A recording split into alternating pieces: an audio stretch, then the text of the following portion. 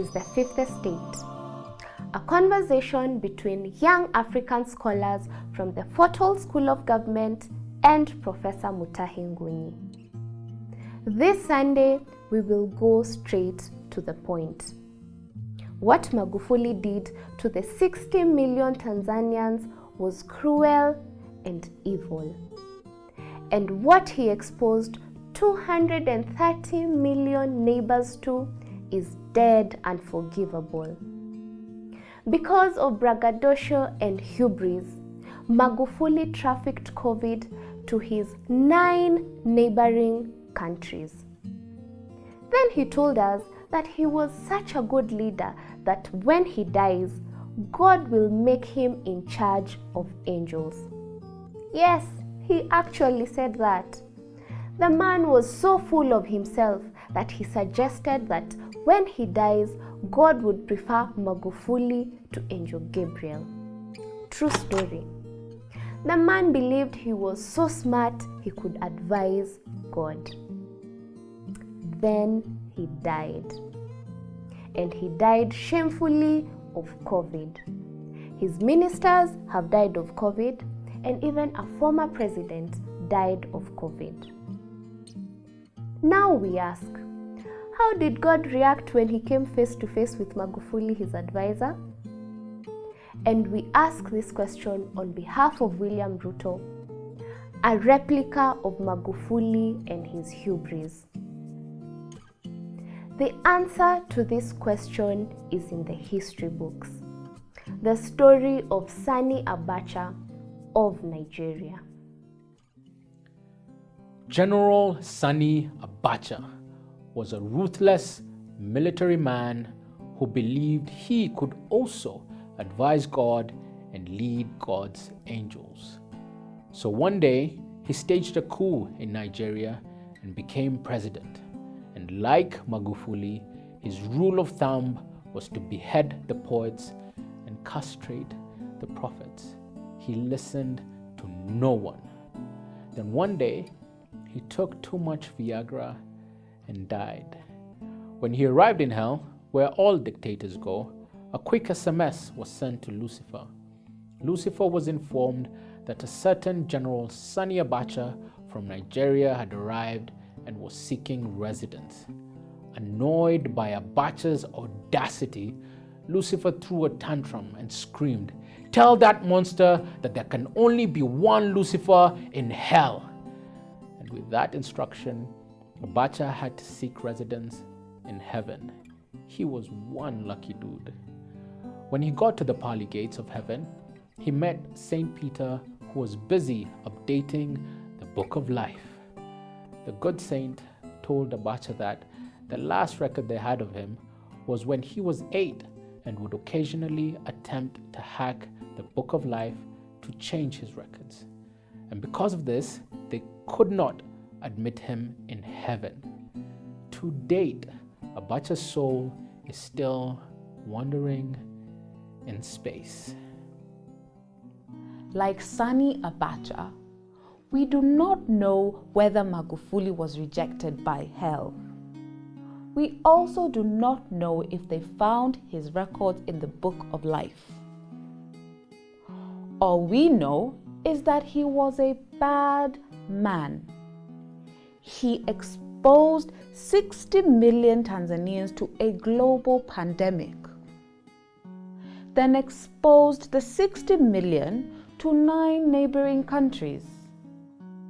And if this is not evil, what is? As we mourn Magufuli for 7 days in Kenya, we must also ask this question: where do bad men go? Where is Hitler, Stalin, Slobodan Milosevic of Kosovo, and where is Sani Abacha? And we ask this question not to petition God on Magufuli's rights to enter heaven, but we ask it to correct the present.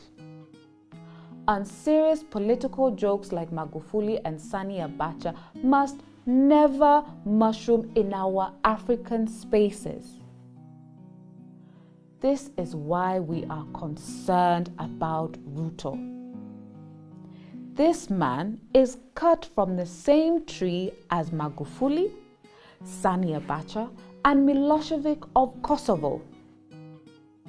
If MAGUFULI was accountable to no one, who is Ruto accountable to? If everyone was afraid of MAGUFULI and Sani Abacha, who is not afraid of Ruto?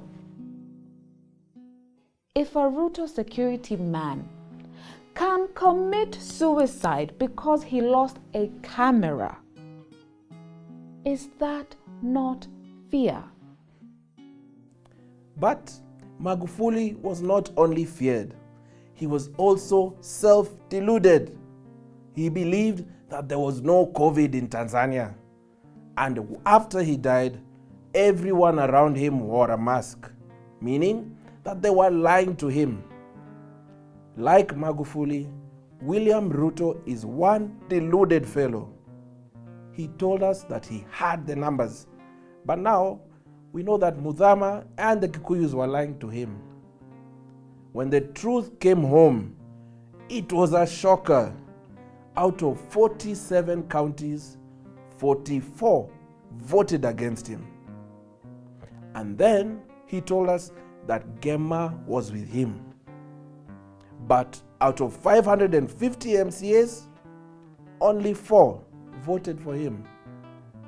In the Machakos by-election this week, out of every 10 votes, 9 voted against him and his party.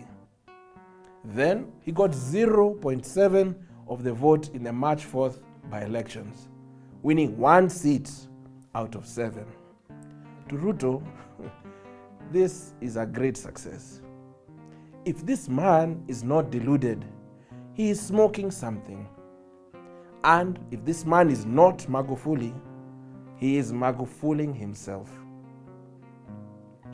On our part at Fort Hall, we will abide by the teachings of Napoleon Bonaparte when he said, "Never disrupt your opponent when he's making a mistake." Kula Ruto, Kura Uhuru.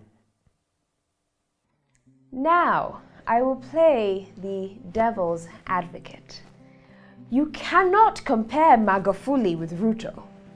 Yes, MAGUFULI castrated the prophets and beheaded the poets, but he was not charged at ICC for burning children and women in a church.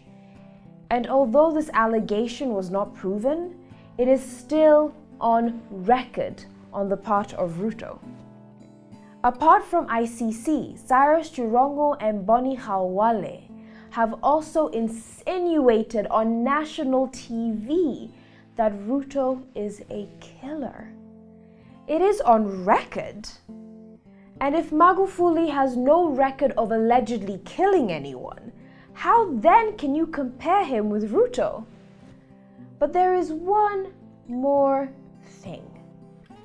3 members of staff in William Ruto's office have committed suicide in dubious circumstances.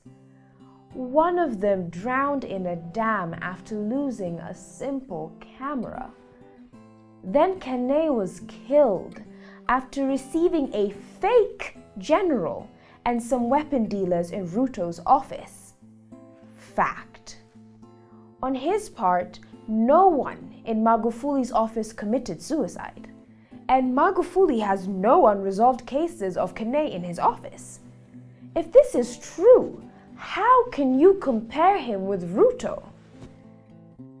But if you take the core of Ruto and give him the power of MAGUFULI, the result will be nothing but some educated Idi Amin without uniform. Fact.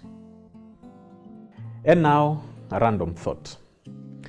2 Kikuyu conmen arrived at the Emperor's Palace after Senator Muthama lied to Ruto. They promised to make Emperor Ruto a new robe that was invisible, and they convinced Ruto that they must never see you coming. That is why his robe was invisible. After weeks of making this invisible robe, the emperor was asked to remove all his clothes and put on the new look called UDA. Then, a grand parade was organized in Tanzania by Magufuli, in Machakos by Muthama, and in Gema by the two Kikuyu conmen. Emperor Ruto was meant to prance around and do a catwalk for his rented followers. Everybody groveled at the beauty of the invisible robe. They praised every imagination on it as they stared intensely at the nakedness of the emperor. And then, out of the honesty of his heart, one little boy exclaimed, "But the king is naked." At this point, everyone stopped pretending. They admitted that they were staring at the nakedness of the king intensely. This is what is happening in Tanzania today. Magufuli was naked. Now they are admitting it. And back at home, Ruto is butt naked, but he will not admit it.